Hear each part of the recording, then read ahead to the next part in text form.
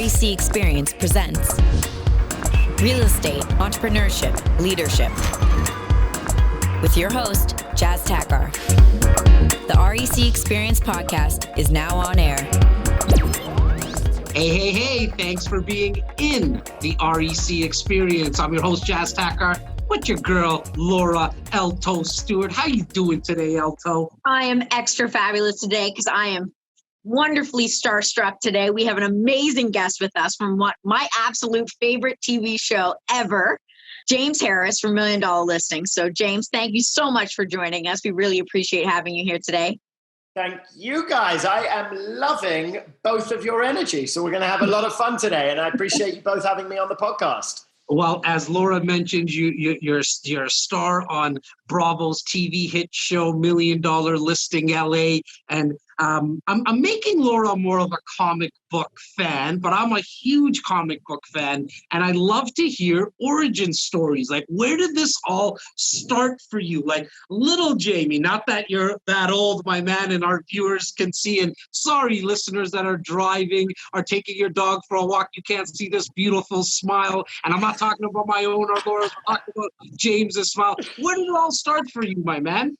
All started London, England, born and raised, single mother. And it was a wild start, guys. It was a wild start, very untraditional. Got kicked out of every single school I ever went to. Was just realized not too long ago, I was actually expelled from my first school age 3. And then to cut... I really don't know. I guess I had behavioral issues, and for some reason, I wasn't doing anything different to anybody else. I just kept getting caught. But now I look back at my past, the reality was I just wasn't academic, and I wanted to get out and work, and I wanted to get out and make money, and I wanted to make a name for myself, and I wanted to start my career. So at the age of 16, I got right into real estate, and I just hit the pavement. I mean, I started as an assistant making coffee, putting letters through the stamp machine, and it just evolved from there. And I worked my way up and up from there. Now, James, was that in England, or now did you come to the States at that time when you started kind of No. That's all in London, England. So I did my first 5 years in real estate in central London. And then after about 5 years, I moved stateside to Los Angeles, age 21. And that's where the journey in the US began. So for anybody who's watching or listening, especially our young viewers and listeners, you guys hear us talk about this so many times, that get yourself out there. If that means that you got to get coffees and lick stamps and or work for free, that's what you need to do. James, what did that part of your life teach you where you're actually even using that in your life now? Here's the deal for anybody listening. When you are starting from the ground up, and you are dedicated to the real estate industry, you have to be willing, ready, and able to do anything, whenever, however, for who you are dedicating your time to, because the lessons that you will learn and the stepping stones as you grow is the most valuable information that you won't just take on for the real estate industry, but you'll take on for the rest of your life, because selling real estate is sales. And if you can learn the art of sales, you can sell anything. So I worked for free, I interned, and I did whatever it took. And truth be told, if I could still work for someone that I aspire to be like today, I'd still work for them for free if it meant I could continue learning and growing. That's amazing advice. You have to tell us, I know obviously your business partner, David, people who watch the show would know. What's it like working with a business partner? Did you guys move here together? And any advice for other people? Because I know Jazz, he is a business partner, and sometimes things can get a little tricky around here. Oh my God. Listen, David and I have been best friends since day one. Okay. We grew up together. Our mothers were best friends. I moved to Los Angeles first. Dave followed. God, about 12 years ago. And I'll tell you something, having a business partner is like having a wife. I mean, it really is. And it's the second wife I didn't need. It's the second absolutely. And Dave and I debate who's the wife in the relationship on the regular. But the bottom line is we bounce ideas off each other. We each know our strengths and our weaknesses. We fight and argue basically all the time. We're highly competitive. And I think if we didn't have that level of competitiveness, I don't think we'd be where we're at today, because we continue to push each other one step further and further and further at all times in a healthy way. And at the end of the day, if you're going to be in a partnership, it's all about trust. You have to trust the other person. You have to believe in the other person. And you have to believe that that person is going to make you a better person. And that's, I think, why we've done well today. Now, James, how did the like you getting on the show, how did that all happen? A lot of my viewers and my Instagram followers knew that you were going to be on our podcast today, and they're like, you need to ask, how did he get on the show? How did that all come about? It's a great story. I mean, we had been in business 1 year. We had an absolute record year for our first year in business. We closed 160 million in sales. Wow. Congrats. I guess our name started to get out, and we got a phone call from a casting agent, and I thought it was a prank call. I really did. So I called David, who loved the show, and I said, dude, I think we're being pranked. But fuck it, man, let's go with this. And so we did. And the next thing I knew, we were on a Skype call with this really good looking girl. And I still thought it was a prank. And Dave was flexing his muscles in the camera and messing up my hair. And little did we know, they were really casting about 500 agents, and they dwindled it down and dwindled it down. And then they sent out a full crew for 8 hours to shoot with 10 people. We were one of the 10, and we went out, did our thing, and the long and short of it is we got the part, and that was 6 years ago. I gotta say, you guys have been a welcomed addition to the squad that's on that show. It's nice to have a little British flair in there. Let's go. Yes, it is. It's nice to have a British show. Now we have Tracy, who's a rock star, and it's good to have a female. We've got Flag, who's a born and raised trust fund baby. Gotta have that. Love that. And then we have Altman, the douchebag. So it kind of is perfect, in my opinion. Okay, so you got to answer me this then. Is people always want to know, like, is some of this made for TV? Do they kind of like manipulate situations so that you and Altman are getting in arguments all the time? Or are you guys like really friends beneath it all? We're really not friends. Look, do I have a respect for Altman? Of course I do. He works hard, and I respect anybody that works hard, but we could not be more different. I mean, honestly, I look at him and I actually can't believe that people would work with him, but they do. And I'm sure he looks at us exactly the same way. So, there's no hidden message that we don't like each other, but we deal with each other, and we work in a very small community. So we have to do business with each other. And when neither of us are going to cut our nose to spite our face. If a deal comes up and we have to work together, it's going to be smiles, high fives, and let's get the deal done. I love that, because look, I mean, just because you're a Man U player doesn't mean you can't you can't respect a Liverpool player. But at the end, I mean, you might respect the skill set of a Salah, and you might not like him though. You know what I mean? And so there you go. For those of you who don't know, we're talking about Premiership League soccer, football, and in my rivalry, it would be Arsenal, who I support, versus Tottenham, and they really do hate each other. It's quite unbelievable. But yes, good analogy. Laura, you were in England a couple of years ago. You went to an Arsenal a year ago in May. I was there, and I went to an Arsenal game. They lost, unfortunately. But that's a shame. Did you go to Emirates, or was it an away game?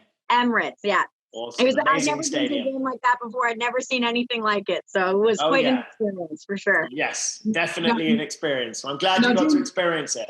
Now, James, what kind of tips would you have for people like our realtors, our real estate agents that are listening? And my viewers and listeners know that really any of these advice or these tips and strategies that come out of the podcast, you can essentially use them in any industry, like especially in sales industry. In the sales industry, I love what you said earlier. Once you can learn how to sell, you're going to be able to feed yourself for essentially life.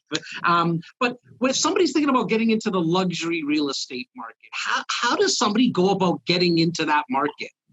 I think the first thing that people do that I believe is a huge mistake is they take a very simple business and they complicate it.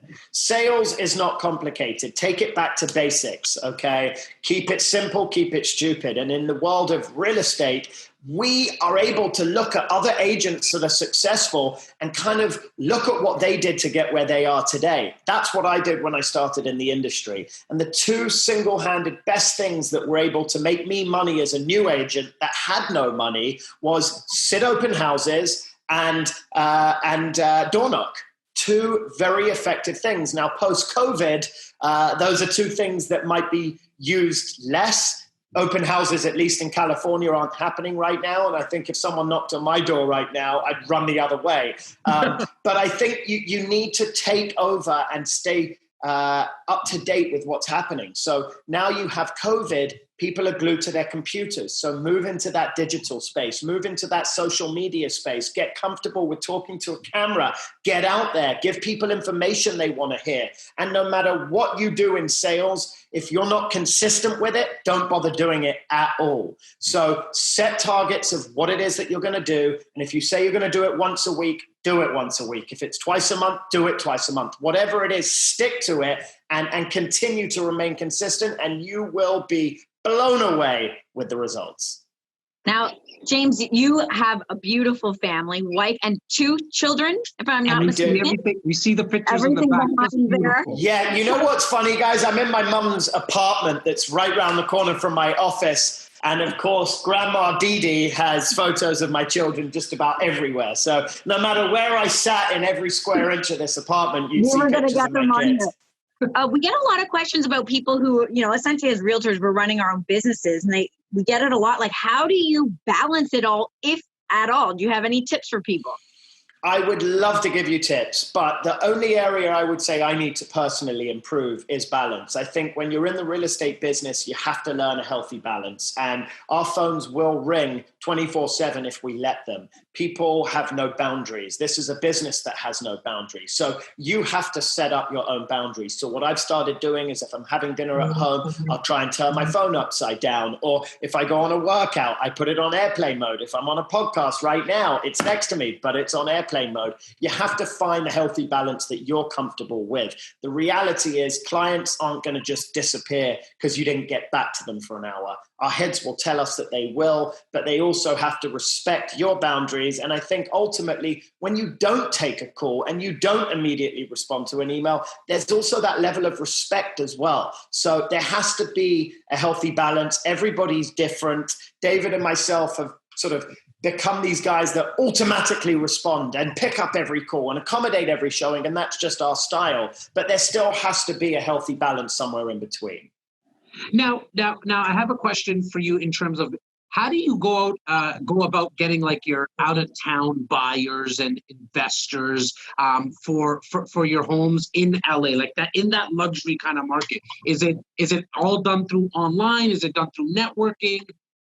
All of the above: online, networking, social media, digital media. You got to be smart. The international markets are strong. The US is still considered a safe haven all around the world. So if you are representing prominent properties and you believe that your buyer is coming from outside of the country, you have to target market your industry that you're going after. So for us, if we're marketing a property in Bel Air, we're going to go to certain continents and countries and try and do targeted marketing, whether it's through social, whether it's through digital, whether it's through a publication. We teamed up with a very big real estate company that has 530 offices worldwide. So we'll see what publications they're advertising in, and then we'll market one of our properties there. You have to be strategic. Marketing is specific, it's tailored, and it's not where you just throw enough mud, something will stick. You have to be specific and targeted with who your buyer pool is, who the audience you're going after is, and then be specific in making sure that you're spending your money correctly so that you can make money. Can you tell us, James, about maybe one of your most memorable deals, whether it be like the biggest, baddest ass deal that you ever did, the one that you got paid the most money? What sort of stands out in your mind as being like a really great, exciting story for you? God, I wish there was one. I would say that the highest deal we've ever closed was $120 million last year, Wow. which Congrats. was the Spelling Manor. Thank you so much. I think one of the funnest deals I've ever done was selling the Hustler building owned by Larry Flint on Sunset Boulevard and getting to film an episode with him and him coming in on a 24-karat gold wheelchair with a security guard brushing his hair. That was definitely one of the funnest. There's been so many, and I'll tell you, even the $1 million, the $2 million, the $3 million, $5 million deals, you learn something from every single deal you do. And that's what I love about this business. Every deal is different. Every buyer and seller is different. And it keeps your creative juices flowing, which I love. Now, James, I mean, you've been in sales for so long. I've been in this industry for coming up to 25 years. And I'm always so curious to hear from other professionals and people at the top of their game like yourself. Do you find like when you're at a $700,000 listing, I don't even know if that exists in your marketplace anymore, but you talked about the million and the 2 million, and then you're selling something at 25 million and $110 million. Is the deal and the art of the deal almost the same for you? Like the process that you go through specifically? For me, 100%. And I'm sure that people would answer this question very differently. The first thing is I'm addicted to the deal. Okay. And I think no matter what business you're in, you have to live it, breathe it, sleep it, and love it.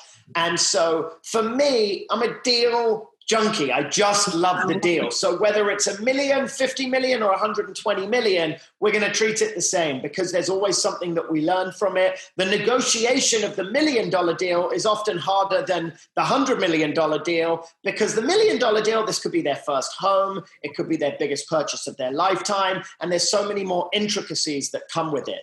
But no, the art of the deal is exactly the same. But here's what I'll say to new agents that are in the business. If you're farming a $700,000 area, don't let fear get in the way of going to the $5 million area. Because the only thing that changes between a $700,000 deal and a $5 million deal is the paycheck. And you should never be afraid to break through those barriers and ask for the money and go to the top. Now, James, how would you advise somebody to deal with that fear? And I'm sure you're still do you get nervous and scared when the cameras come on? Not these cameras here, because okay, you're speaking with Jazz and Laura, you're doing a podcast, but at the start when all these lights, these cameras, you're on $1 million listing LA, it already had a really big name. Was there fear at that time or not? Of course. We all have fear, okay? If we didn't, we're not human. It's how you deal with that fear. I've learned over the years, and I often say this, that fear and faith can't coexist, right? So I'm choosing to live on the side of faith. And again, the word fear is so big to so many people, but the reality is that it's false evidence appearing real. And it's how big you're going to let that fear become. The second I'm scared of something, the second I'm in fear of something, is the second that I'm going to jump in front of it and conquer that fear, because if I don't, I'm never going to do it. And the bigger the fear is going to become. So the second I have a fear, I know I got to break through it, which is why for us, every single year, we're looking at what's the next biggest deal? What's the next best deal? How can we continue to break records? Because you have to continue to grow, to evolve, and you cannot let fear get in the way. So if you're willing and prepared to break through that fear, sky's the limit in your success and in your career. Now, maybe you can't answer this, but given that, fear is not much of a roadblock for you, what's next for James and perhaps James and David combined? What can we expect from you guys in the next year?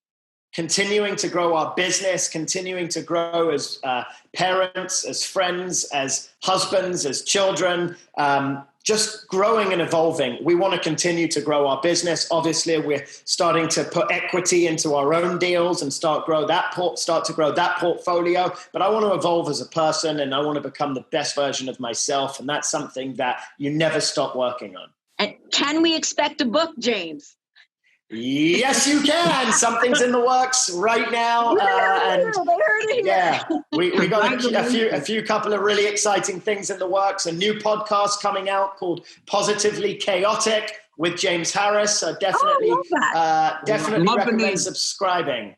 I love the name. Not only that, please at one point, if we ever can get you guests, like we have a pretty cool lineup of guests already. We'll make sure we throw them at you. We always end our podcast episodes with our guest, James, with one tip, one strategy. You dropped so much fire content already. I know I'm putting you on the spot. Leave our listeners and viewers with one tip or strategy from a real estate perspective. It could be a mindset perspective. It could be something that you're working on right now. You know, you're talking about balance, how you're going through it. It really can come it's for entrepreneurs, real estate advisors, real estate agents, real estate investors. I'm going to keep it simple, stupid. Be creative, think outside of the box, and work harder than all of your competition. And I'll leave it with that. James, thank you so much. Thank you for allowing us into your mom's home. We appreciate that today. Thank you. Thank you. Laura, yourself, what would you like to leave our listeners with today? Oh my goodness. You've kind of put me on the spot here. I wasn't thinking. Let's go, Laura. Give us some fire. Jesus, my goodness. I got to bring it back down to what James mentioned earlier about consistency. I've watched Jazz, just kind of do the same thing. Just be consistently following up, consistent with whatever you set your mind to, and amazing things can be accomplished. You'll really be amazed if in a year, if you have enough patience to kind of wait a year and then maybe 5 years for some other things to come into fruition, you'll be amazed at what you can accomplish. So keep being consistent. I love it. And my tip today is ready, fire, aim. You see the sign behind me, guys, there. There's a reason for that. A lot of us sit back in paralysis and an analysis. And so I want you to just start firing. You'll find the target. You'll see if you're too far left, too far right, or too high or too low. Just start pulling that trigger. So much will get done. James, once again, thank you for your time. We really appreciate it. Thank you, guys. Much love. And it's been a pleasure. Thank you. This has been the REC Experience Podcast with Jazz Takhar, an REC Canada production. Hey guys, thanks so much for watching and listening. Please take a second right now to subscribe and follow us on whatever podcast platform you're watching or listening. It means the world to me. Thank you.